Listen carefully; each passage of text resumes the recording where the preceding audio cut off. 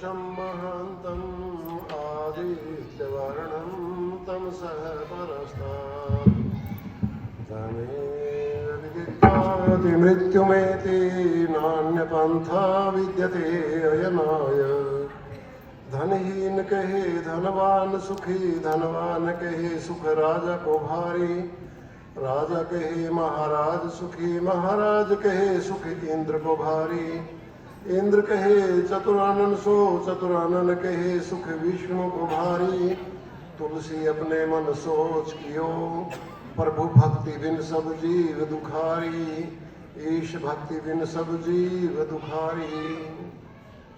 इस मंच पर उपस्थित सभी संन्यास्त मंडल को सादर प्रणाम करता हूँ, विद्वत परिषद को भी प्रणाम करता हूँ, और इस समस्त यज्ञ के सूत्रधार स्वामी आर्यवेश जी, स्वामी आदित्यवेश जी, बहन प्रवेश जी, बहन पूनम जी, जो इतना बड़ा यज्ञ कर रहे हैं, उनको भी प्रणाम करता हूँ। और मेरे सामने जो समक्ष बैठे हुए हैं सभी श्रद्धालु आर्यजनों को भी अपनी प्रणाम करता हुआ अपनी बात प्रारंभ करूँगा। अभी कर्मठ जी बहुत सुंदर भजन आपके सामने बोल रहे थे, और कर्म फल व्यवस्था पर बहुत पहला भजन उन्होंने बोला था कि कर्म फल है न्यारे न्यारे। तो कर्म का सिद्धांत पूरे वैदिक साहित्य में बहुत ही विस्तार से विवेचन उसका किया गया है, क्योंकि कर्म के आधार पर ही हमारा जीवन का निर्धारण होता है। और महर्षि दयानंद ने सत्यार्थ प्रकाश के पहले समोल्लास में ईश्वर के नामों की व्याख्या की है, और ईश्वर के नामों की व्याख्या करते करते वो एक वाक्य लिखते हैं शतपथ ब्राह्मण का वचन दे करके।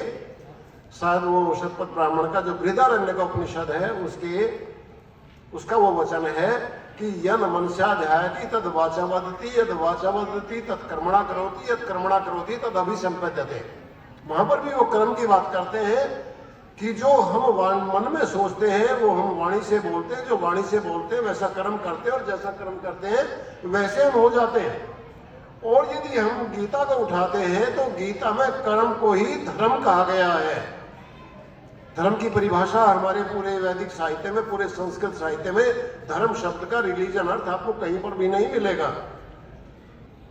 धर्म का अर्थ वहां पर कर्तव्य कर्म ही दिया गया है, जैसे कि संन्यास धर्म, गृहस्थ धर्म, राजधर्म, विद्यार्थी धर्म, अध्यापक धर्म। धर्म का अर्थ वहां पर सब जगह कर्तव्य कर्म दिया, कर्तव्य अलग अलग है।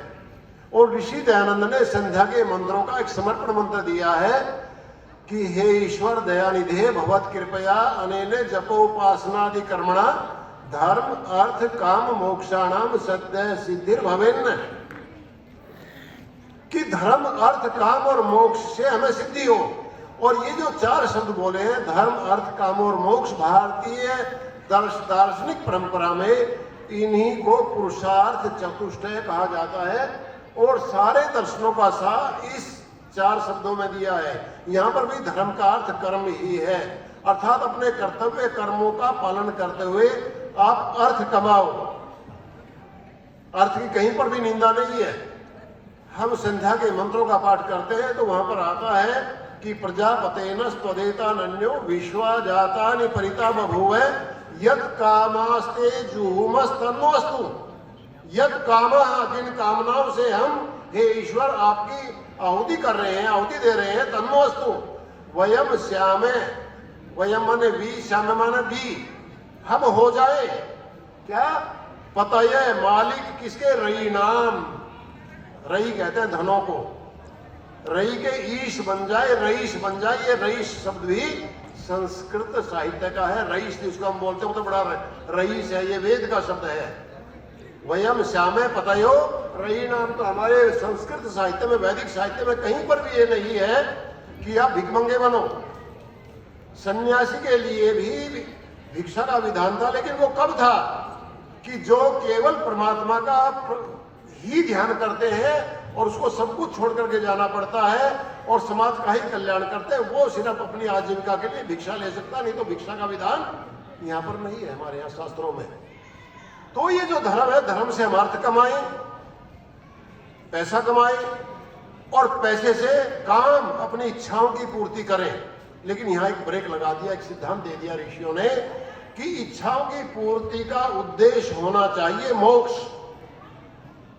मोक्ष का अर्थ होता है दुखों से मुक्ति। किसी प्रकार का दुख हमें ना हो, जो हमारी इच्छाएं हैं वो पूरी तो हम करेंगे। धर्म, अर्थ, काम और मोक्ष, उसका उद्देश्य यदि मोक्ष होगा, उद्देश्य यदि सुख होगा, तो फिर हम, इच्छा तो हमारी शराब पीने की भी होती है, इच्छा तो जुआ खेलने की भी होती है, इच्छा तो मुकदमेबाजी करने की भी होती है, लेकिन उनका जो रिजल्ट है वो दुख मिलेगा, उनका रिजल्ट जो है वो रौरव नरक मिलेगा। इसलिए कहा धर्म, अर्थ, काम और मोक्ष को लेकर के चलो। मोक्ष को ध्यान रखो कि जो इच्छा मैं पूरी कर रहा हूं उससे हमें मोक्ष मिलेगा या नहीं मिलेगा। महर्षि मनु लिखते हैं कि इंद्रियाणाम प्रसंगे ने दोषम रिच्छति संशयम, कि यदि हम इंद्रियों के पीछे भागते रहें और इंद्रियों को सुख दिलाते रहें तो दोषम रिच्छति संशयम, इसमें कोई संदेह नहीं है कि हमें दोष प्राप्त होंगे, हमारा जीवन जो है वो नीचे गिर जाएगा। और संनियमेन तान्येव, और उन इंद्रियों को वश में करके ततः सिद्धिम नियच्छति, उसके हमें सिद्धि प्राप्त हो जाती है। तो हमारे यहाँ पर ब्रेक लगाया है इच्छाओं की पूर्ति पर। इसी को आप योग कह सकते हो, इसी को आप कर्म योग कह सकते हो गीता का, और इसी को आप समत्वम योग उच्यते, समत्व, गीता का समत्व योग कह सकते हो। कर्म योग की बड़ी चर्चा है। कर्म योग क्या है? गीता ने एक बहुत बढ़िया सिद्धांत हमें दिया है कि आप जो भी काम करो वो सर्वनियंता ईश्वर को समर्पित करके करो। मेरा कर्तव्य बनाया है, मैं पढ़ाऊंगी विश्वविद्यालय में जाकर के, मुझे अभिमान हो जाए कि मैं इस काम को कर रहा हूं, मैं पढ़ा रहा हूं और मैं सबसे अच्छा पढ़ाता हूं, तो मैं एंजाइटी में रहूंगा, मैं दुखी रहूंगा, मैं परेशान रहूंगा। और जब मैं ये मेरे मन में भावना बैठ जाएगी कि भाई मैं तो कर्म योगी हूं, कर्म योग कर रहा हूं और ईश्वर ने मुझे ये दायित्व दिया है, मेरे बाकी भाइयों को दायित्व नहीं दिया, उनको खेती का दायित्व दे दिया, किसी को व्यापार का दायित्व दे दिया, किसी को सफाई का दायित्व दे दिया, सबका दायित्व है, लेकिन हम कैसे करें कर्म? ईश्वर को समर्पित करके कर्म करें। एक बार जितेंद्र अब्बी जी रहते हैं, स्वामी जी जानते हैं, अमेरिका में, उनका फोन आया मेरे पास में कि जी हम ईश्वर को समर्पित करके कर्म करें, फल की इच्छा ना हो, तो ये कर्म कैसे हो सकता है? मैंने कहा गीता में कब कहा कि फल की इच्छा ना हो? गीता तो सिर्फ ये कहती है कि ईश्वर को समर्पित करके कर्म करो, कि वो कैसे हो सकते हैं। तो मैंने उनको जो कहानी सुनाई वो कहानी मैं आपको भी सुनाना चाहता हूँ, क्योंकि समय मेरे पास बहुत कम है, उसी को सुना के समाप्त करूंगा ताकि कर्म योग आपके समझ में आ जाए कि गीता का कर्म योग क्या है। और जो यजुर्वेद के 40वें अध्याय में कहा है कुर्वन्नवे है कर्माणि जिजी विषेद छतम समा एवं त्वयि नान्यथे तो अस्ति न कर्म लिप्यते नरे, कि फिर कर्म में व्यक्ति लिप्त नहीं होगा, कर्म का फल से वो मुक्त हो जाएगा और मुक्ति की तरफ बढ़ेगा। तो वो कर्म योग क्या है? एक राजा था, राजा बड़ा धार्मिक था और राजा का एक स्वामी जी जैसा, आर्यवेशी जैसा, आदित्यवेशी जैसा कोई गुरु था। और जब वो जाते थे तो राजा उनसे शिक्षा लेता था, उनसे निर्देश देता था कैसे मुझे राज्य व्यवस्था चलानी है, और उस तरह वो राज्य व्यवस्था चला रहा था और बड़ी ईमानदारी से काम कर रहा था। एक बार स्वामी जी, उसके गुरु जी महल में गए तो देखा राजा जो है वो खुश नहीं है, कुछ चेहरे का डिप्रेशन है, कुछ तनाव में है। तो बैठ करके पूछा राजा, आज खुश नहीं देख रहे, क्या बात है, कोई समस्या तो नहीं है? कि हाँ एक समस्या मेरे सामने है, कई दिन से उस पर विचार कर रहा था और मैं आपसे मिलना सोच रहा था, आप आ गए। कहा बताइए क्या समस्या है? कहा कि मेरी उम्र अब इस समय 60-65 साल से ज़्यादा हो गई है और मैं किसी उत्तराधिकारी को अन्वेषण कर रहा हूँ, उसको खोज रहा हूँ, कोई मेरा उत्तराधिकारी मिल जाए तो मैं अपना अंतिम समय साधना में बैठ करके गुजारूँ, योगाभ्यास जो आपने मुझे सिखाया है वो जीवन में जीऊँ।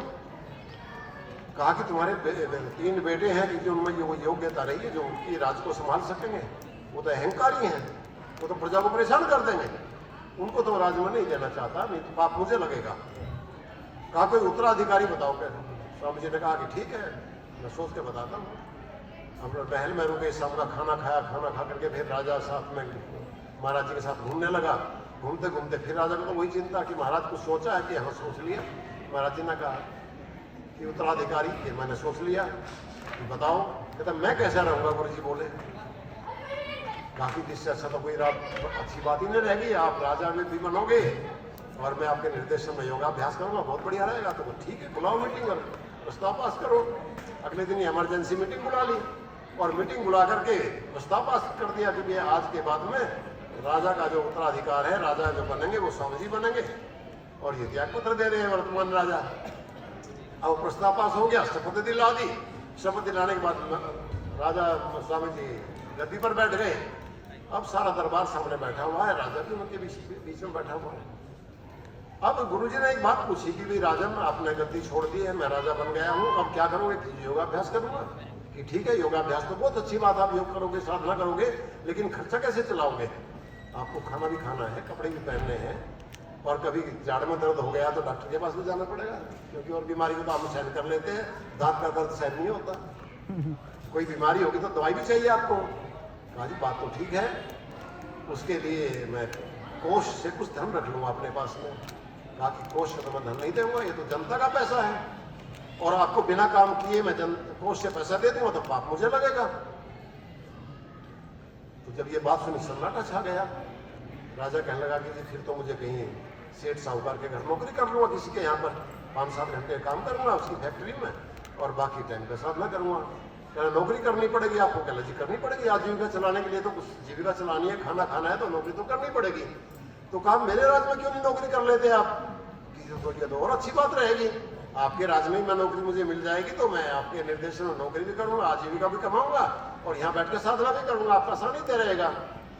बताओ क्या नौकरी करनी है? कि राजा की नौकरी खाली है मेरे पास में, राज मेरा है, नौकरी आप करोगे। कहना ठीक है, कहना आओ फिर गद्दी पर बैठो।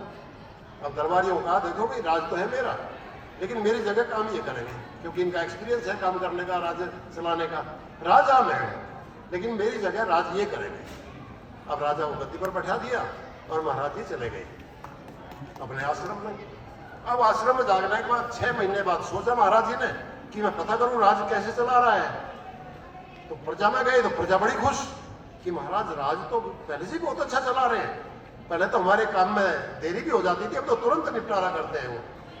फिर महल में आए तो राजा खुश, एकदम बहुत प्रसन्न, एकदम बैठ हुए। कहा देखो महाराज जी मैं आपका शासन है, मैं नौकरी बढ़िया कर रहा हूँ, बढ़िया ढंग से चला रहा हूँ, ये तो मुझे पता लग गया, तुम ऐसे ही राज करते रहो। काम वही है, राजा वही है, क्या बदला है? भाव बदला है। पहले वो सोचता था कि राज मेरा है,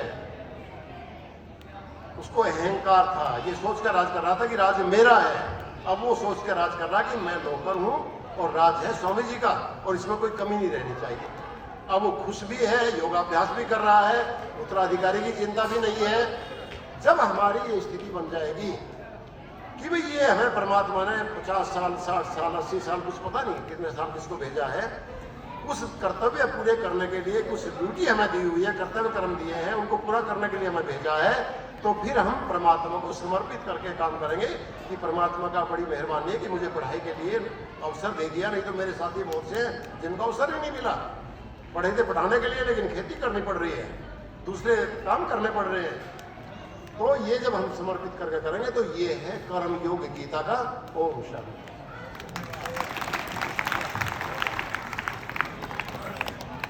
बहुत सुंदर संदेश आदरणीय आचार्य जी ने आपको दिया है, अमल करेंगे लाभ होगा। बस इतना ही टिप्पणी करूंगा आचार्य जी के प्रवचन पर। बहुत बहुत धन्यवाद आचार्य जी आपका। कुछ